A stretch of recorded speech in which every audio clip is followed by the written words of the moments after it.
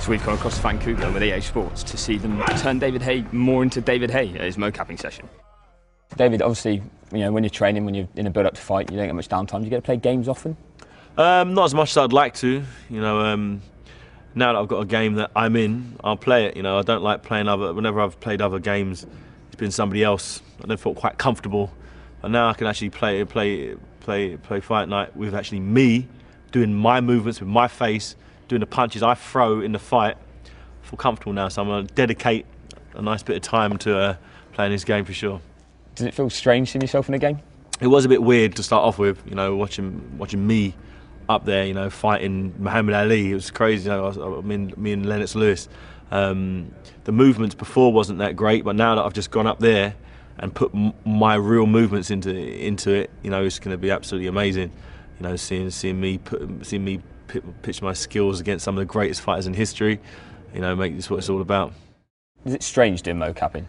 I've never experienced anything like it. It was very, very weird, especially when you can actually in real lifetime see yourself on a screen, on a computer screen, how you will look in the fight on the game.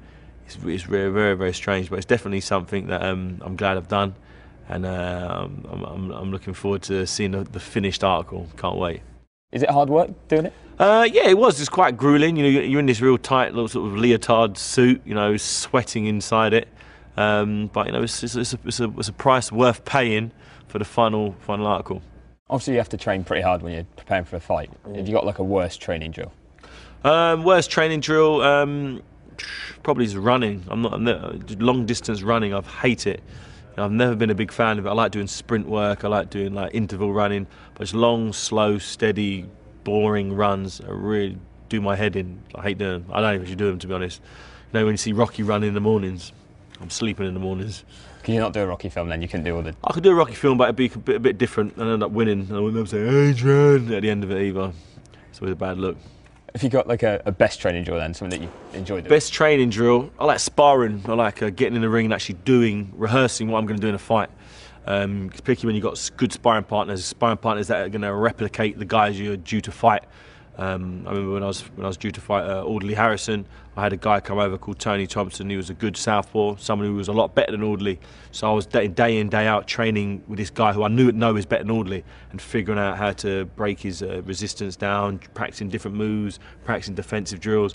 And that's how it keeps my mind active, it keeps me focused, keeps me driven, and that's what I feel ultimately makes me a better fighter. When you say you were training with someone who was better than Audley, do you almost feel that after the fight that you can almost have dialed it down a bit, trained less, taking it easy? No, I've made the mistake in the past of not focusing 100% on the fighter and training to the level of my opponent, and you end up getting beat by doing that, because in the boxing arena, anything can happen. One punch can change a fight. So if you go into the ring thinking, I'm only going to fight Audley Harrison, I would have trained to a lower intensity. So when it comes to me avoiding punches, I might be taking the punches. My endurance might not be as good, and I've learnt the hard way that if you underestimate an opponent, you can come a cropper. So since the one fight I've lost in my career, which was like a few years ago, where I didn't take the guy seriously, I didn't train as hard as I could have done. That lesson was learned, and I'll never go down that path again. Obviously, you've got to be sort of careful when you're training. You're not going to get injured or something. Yeah. Is there stuff that you can't do that you really wish you could? Yeah, certain sort of weight training stuff that I'd like to do, lifting heavy weights. But the likelihood, the risk reward isn't really there. Although I'd like to be freaking deadlifting 300 kilos, the likelihood of me doing my back-in is pretty high. So I don't do it. I try and do weights that I can do, not comfortably, but I'm not ripping fibres too badly. I'm not causing too much damage. Obviously with running as well, not doing too much long distance running because I get bad shin splints and problems with my calves. So over time I've worked out what works for me and what doesn't work for me, or what I need to focus on and what I don't need to focus on. And I think I've just got it down to a fine art now with my body. What works for me might not work for you, but myself and Adam Booth have figured out how to get the most out of me. And it's not always training the hardest as you possibly can. It's all about going easy certain days and pushing it on other days, making sure you get the right recovery, the right rest, the right nutrients. There's so many different factors that go into becoming a successful world champion boxer. But I think I've figured it out now, and I feel I'm going to stay at the top of my game. When you're not training, is there any stuff that sort of you can't get insured to do, like hobbies, sports that you wish you could do that just at this stage in your career you can't? It's difficult to get. It's difficult for a boxer to get insured full stop, because the whole idea of boxing is you're going to get punched in the face where there's going to be damage. You can get a broken nose, cut eye. So the likelihood of you getting insured, you can get insured, but you probably end up spending your whole purse on the insurance, which is a waste of time. I do pretty much what I want to do. I don't go skiing or go on motorbikes or anything like that, or anything stupid, because I just don't think it's worth it. I'll do that stuff after I retire. I'm only boxing for less than a year now. I've got left before I retire, so I'll save all the crazy bungee jumping, extreme sports for after then. When you were in doing the mocapping, was there anything you really just wanted to do, let loose? I wanted to throw more combinations, but they pieced the combination. I was doing that to do the punches individually.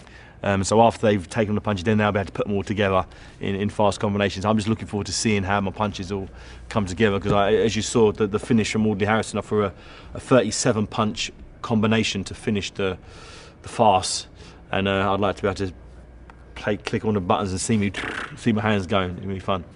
We said that was a farce. Next up, one of the Klitschko's, surely. Yes, the plan. Fingers crossed, get one of the Klitschko's in there, unify the heavyweight division. The same way I unified the cruiserweight division. The first ever British boxer to do that. I'm going to be the second British boxer, other than Lennox Lewis, to unify the heavyweight division. And it's something that will really put the cherry on the cake for my career. I've achieved my goals in becoming the heavyweight champion of the world, but to unify it and to bring some more titles back to Britain would be a dream come true. What would become your goals after that? After that, I'd like to be as successful in the movie industry, as an actor as I have been in the sporting arena, in the boxing. I become the world champion. People were talking earlier on about Arnold Schwarzenegger coming from being a bodybuilder, to one of the biggest actors, ever. Sylvester Stallone, The Rock, some big guys, even guys like Vinnie Jones, have done some great things, been in some great movies. And, them guys are definitely inspiration to guys like me. So after I've finished being a heavyweight champion, I'm going to be a Hollywood movie star, no doubt. Are there any roles that you sort of wish you were around for before that you're like, I could have had that? That would have been mine. I'd like the one that Mickey Rourke and Sly Stallone and all those guys did. What was that called? Not Invincibles. The Expendables. Expendables, yeah. Loved that. And I've been thinking, I wish I was a movie star. I wish I was an old movie star so I could be in that with all these guys. Because all the guys that are in there are guys that I watched when I was growing up. That's all my heroes.